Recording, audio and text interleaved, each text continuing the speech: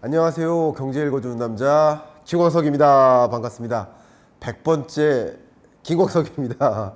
이네요. 경제 읽어주는 남자 경익남 시그니처 시리즈죠. 100화입니다. 100화를 기념해서 평상시에는 경제 현안을 여러분들께 좀 분석해드리는 그런 시간을 많이 가졌었는데, 오늘은 좀 특별히 생각할 거리를 드리면 어떨까 하는 마음에 이 주제를 가지고 왔습니다. 우리는 자본주의를 살고 있지 않습니까? 근데 이 자본주의는 도대체 무엇인가? 자본주의 이 사회에 나는 어떻게 살아가야 하는가? 자본주의 시대에는 소위 우리는 부를 추구해야 된다라고 하는데, 부의 원리는 무엇인가? 부의 속성은 무엇인가? 그 본질적인 질문을 드리기 위해서 이 자리를 마련해 보았습니다. 자본주의의 정의가 뭘까요? 여러분 혹시 생각해 보신 적 있으세요? 우린 자본주의를 살고 있는데 자본주의의 정의는 뭘까요? 복잡한 정의를 떠나서 자본주의의 그 정의에 부합하는 핵심 키워드를 하나 말씀드린다면, 그것은 바로 사유재산의 인정입니다. 사유재산을 인정한다라는 것은 사유재산을 축적하는 사람, 뭐죠? 부자죠. 사유재산을 축적하는 사람, 부자를 인정해준다. 부자가 되길 원한다면, 그리고 부자가 되기 위해서 돈을 많이 모았다면 그런 사람을 인정해주는 체제, 그게 바로 자본주의입니다. 그러니까 부자를 인정해주는, 좀 더 적극적으로 표현해 본다면 부자를 존중해주는 사회, 그게 바로 자본주의 아닌가 생각해 볼 수 있을 것 같아요. 제가 이 돈에 관한 이야기, 자본주의에 관한 이야기를 여러분들께 대중적으로 전달해 드릴 때면 꼭 보여드리고 있는 그림이 있습니다. 바로 이 그림입니다. 이게 자본주의의 모습을 좀 보여주는 특징이에요. 물론 이 그림은 부자를 마치 나쁜 놈, 이기주의적인 자, 이렇게 하겠지만, 그렇게 생각하시기보다 자본주의는 사유재산의 축적을 인정해주는 사회인데, 근데 사유재산을 축적한 사람을 법이 기반해서, 법을 해치지 않는 범위 내에서 법에 기반해서 부를 축적한 사람을 왜 미워하고 잘못된 거고 이기주의적이라고 생각할까요? 그 생각부터 우리는 버리면서 이 이야기를 시작해 봐야 되지 않을까 생각합니다. 부자는요, 이 그림에서처럼 합법적인 범위 내에서는 자본주의 시스템을 이해하는 거예요. 부의 원리를 이해하고 있는 거예요. 그러나 너무나 죄송하게도 가난한 사람들은 그 시스템을 이해하지 못하는 거예요. 대신 정말 열심히 성실히 일하죠. 열심히 성실히 일하지만 계속 더 가난해지는 거예요. 부자는 자본주의 시스템, 부의 원리를 이해하고 있기 때문에 열심히 성실히 일하기보다 이 시스템을 이해하면서 살아가고 있는 것이다. 자본주의 어떻게 살아가야 하는가, 이 이야기를 본격적으로 드려보고자 합니다. 제가 2020년에 포스트 코로나 2021년 경제전망, 이 책을 낼 때 그 책에 제가 상징처럼 제시했었던 그림입니다. 이걸 K자형 회복이라고 표현했습니다. 2020년 당시로 한번 돌아가 볼까요? 정말 코로나19 팬데믹 속에서도 정말 이 악물고 열심히 성실히 일해서 그 코로나19 상황에서도 마스크 끼고 오전 근무, 오후 근무 하시고, 또 퇴근한 다음에 부업하시고 투잡 뛰시고, 정말 그런 열심히 살아가는 인생을 영위하시면서, 그래도 내가 열심히 살았구나, 통장 잔고를 보니까 야 5천만 원이나 쌓였네, 열심히 산 보람이 있어 라고 생각하던 차에 2020년 21년 집값 등락률이 대략 한 20% 되니까, 그러면 강남의 아파트 저렴한 것도 20억이잖아요. 20% 오르면 4억 오른 거예요. 그런 얘기를 듣고 나니까 나는 열심히 성실히 일해서 5천만 원만큼 부자 된 줄 알았는데 오히려 3억 5천만 원만큼 가난해졌다라고 느끼게 되었었죠. 그때를 돌아가 보면 누가 부자가 되는지 여부는 누가 얼마나 열심히 일했는지 여부가 아니라 누가 자산을 보유했는지, 어떤 자산을 보유했는지 여부였다. 열심히 성실히 일했지만 계단을 내려올 뿐이었고, 자산을 보유한 자는 그냥 뒷짐지고 서 있었지만 에스컬레이터 타고 올라간 것이다. 코로나19 충격 이후 거시경제적으로 나름의 회복이 진전되곤 있었지만 고자산과 고소득자에게는 뚜렷한 회복을 실감할 수 있는 기회였고, 저임금 노동자에게는, 월급쟁이 세입자에게는 그 회복을 전혀 실감할 수 없게 만들었다. 벼락거지라는 단어가 유행했을 만큼 역시 우리는 열심히 성실히 일하는 것도 중요할 수 있겠지만 어떤 방향으로 살아갈 것인가, 자본주의 어떻게 살아갈 것인가 라는 것을 고민하는 것도 매우 중요한 것이다 라는 것을 강조하면서 이야기를 본격적으로 시작해 볼까 합니다. 여러분은 부자가 되고 싶으십니까? 아니면 가난한 자가 되고 싶습니까?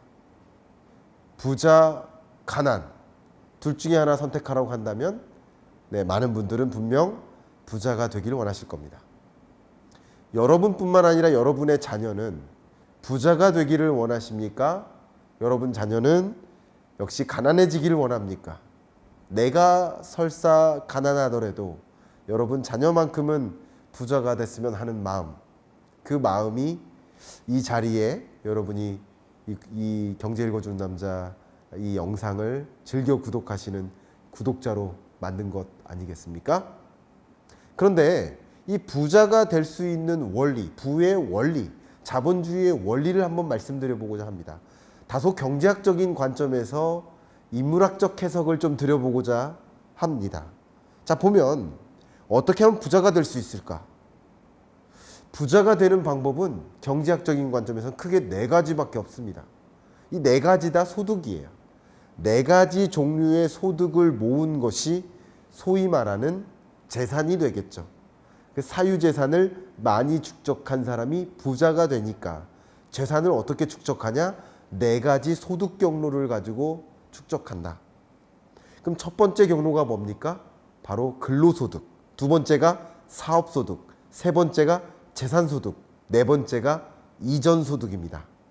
이 네 가지 중에 먼저 이전소득은 제끼겠습니다.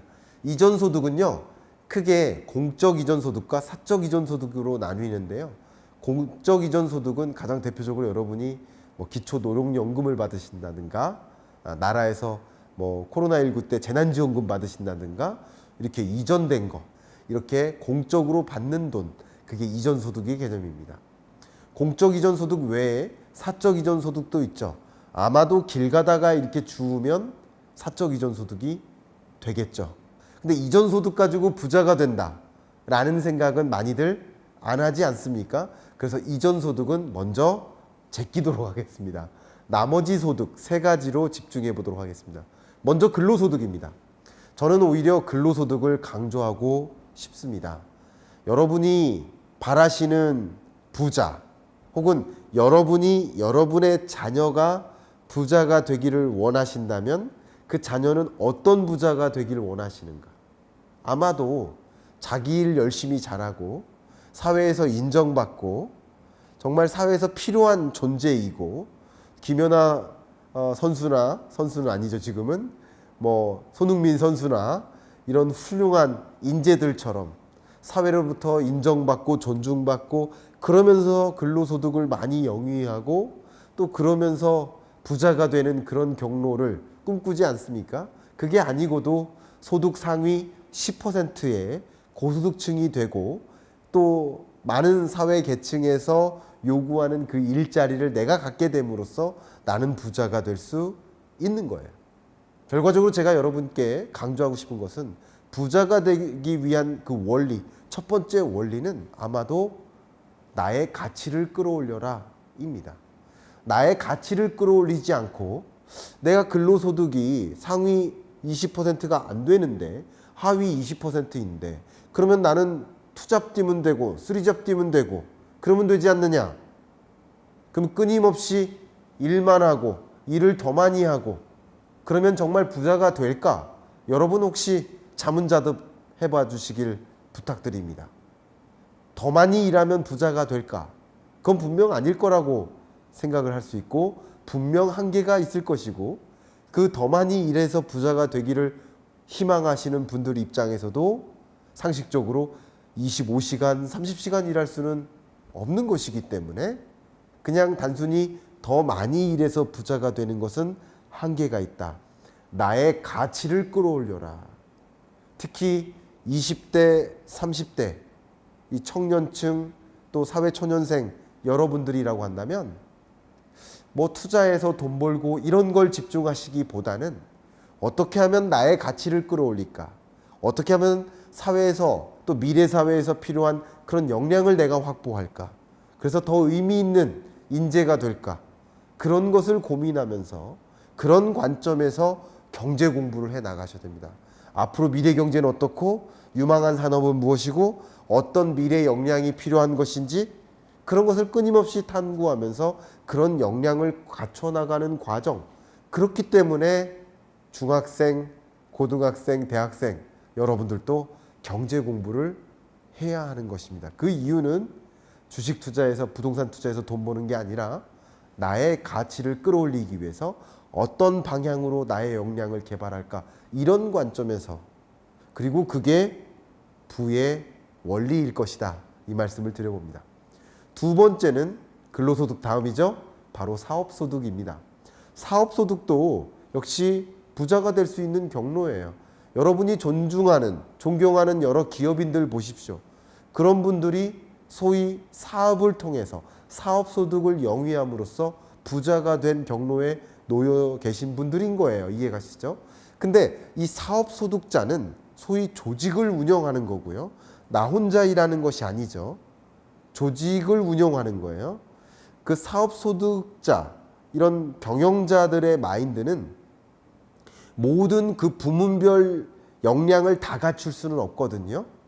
결국 적재적소에 최적의 인물을 배치하고 그리고 그 사람을 이용해서 더 많은 부가가치를 누리는 게 사업이라는 거죠. 결국 사업이라는 관점에서 사업소득을 영위해서도 분명히 부자가 될 수 있는데 그런데 여기서 사업소득자로서 사업소득을 영위해서 부자가 되길 원하신다면 분명 이 방향성은 사람을 이해하는 겁니다. 사람을 이해하는 것. 내가 모든 일을 다 할 수가 없어요. 자동차 만든다고 생각해 보세요. 그걸 조립할 수도 없고 디자인할 수도 없고 도색을 잘하는 것도 아니고 세일즈를 잘하는 것도 아니에요. 구매 조달을 내가 잘하는 것도 아니에요. 적재적소에 각 부문별 최적임자를 배치하고 그들을 잘 활용하고 이용하는 거예요. 그래서 인플로이한다. 인플로이한다라는 이 영어 개념은 정확히 use 영어 단어랑 같은 의미입니다. 사용하다예요.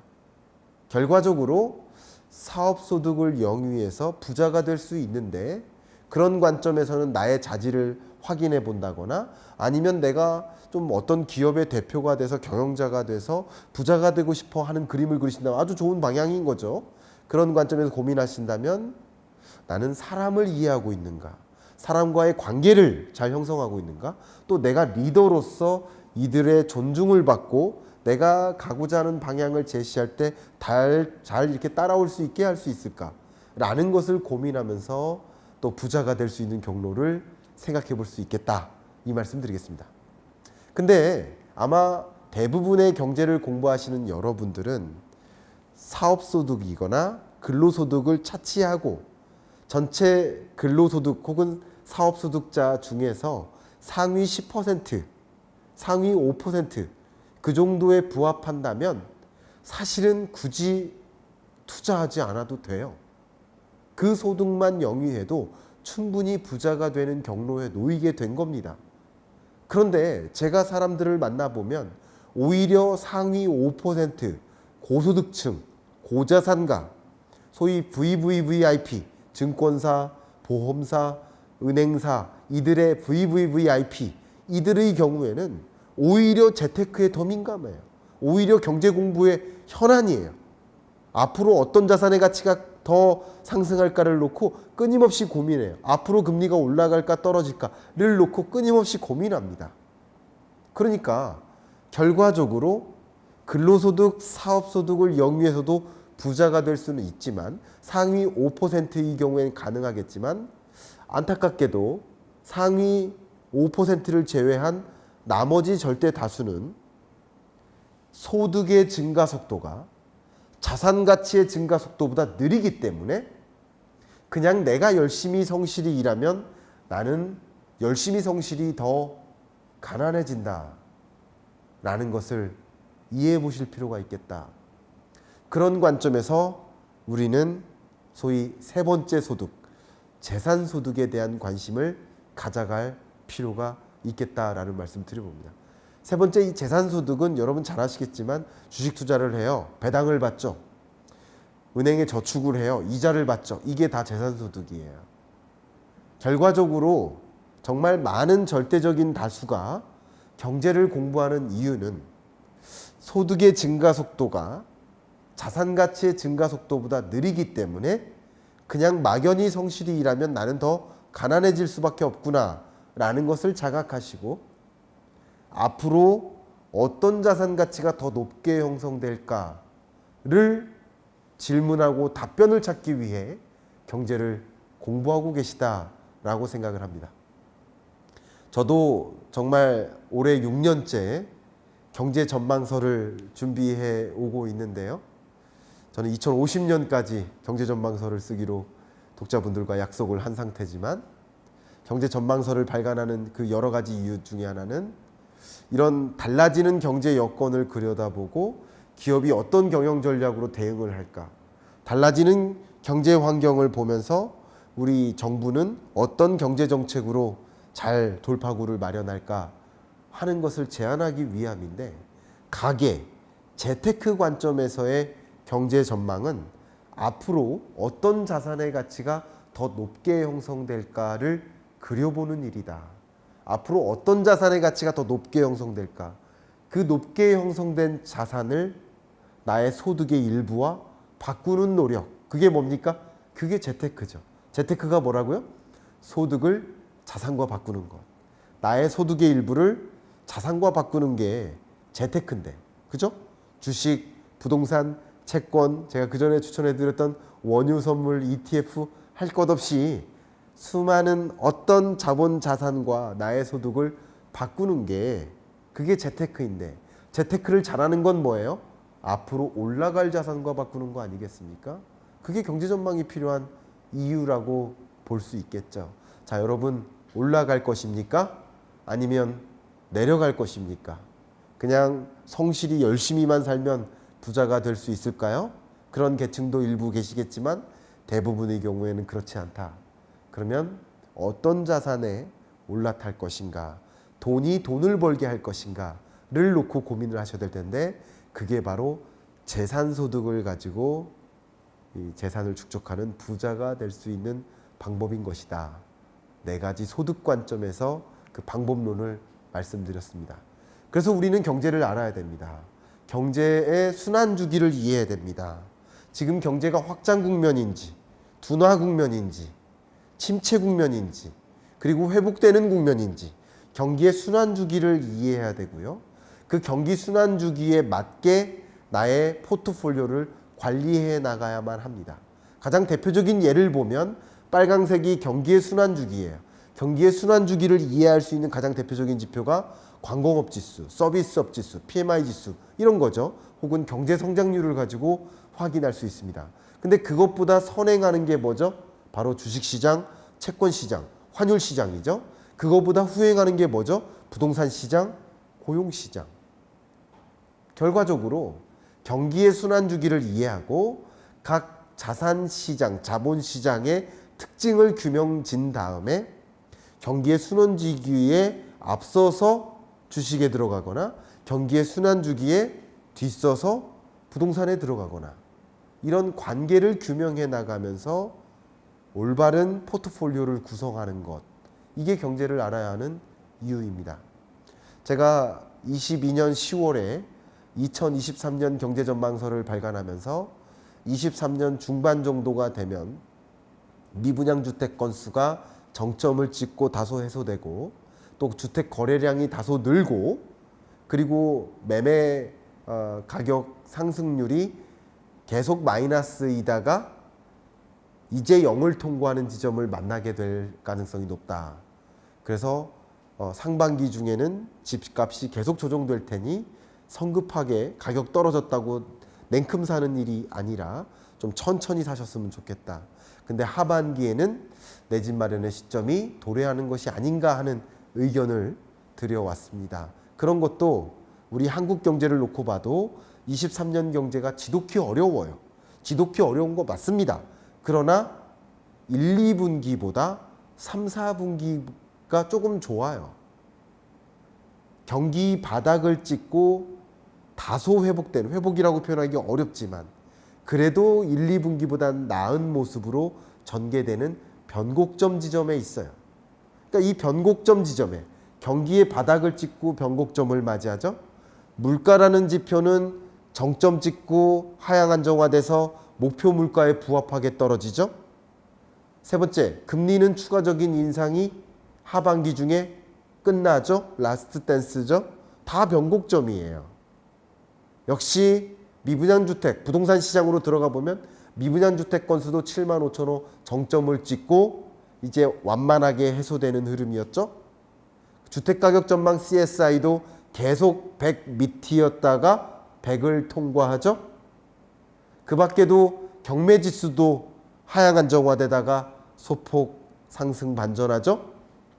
수많은 부동산 시장의 지표들도 변곡점을 가리키는 사인들이 굉장히 많습니다. 그런 면에서 저는 내 집 마련을 추천드렸었는데 그런 것처럼 뭐 주식시장도 좀 말씀드려 볼까요? 제가 한 100번은 말씀드렸던 것 같은데요. 경기 침체는 23년이고 주가 침체는 22년이다. 22년 10월이 주가의 저점이다. 이런 말씀드렸죠. 경기에 선행하냐 부동산은 후행하냐 명확하게 드러나죠.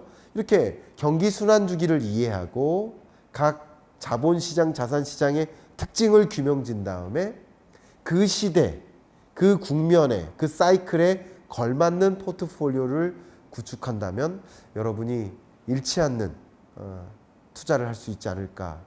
소위 여러분께서 꿈꾸는 부의 원리를 이해하시는 배경이 되지 않을까.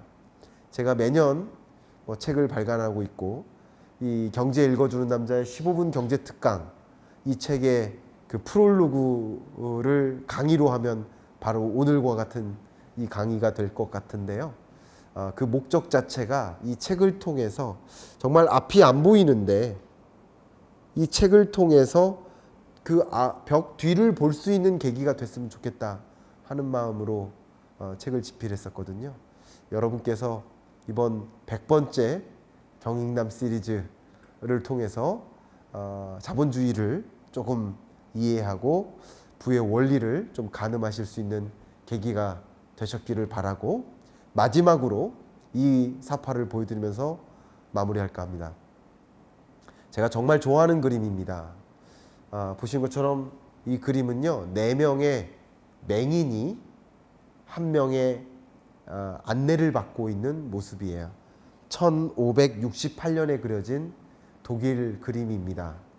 그런데 이 4명의 맹인은 그 길을 안내하는 자도 맹인이에요.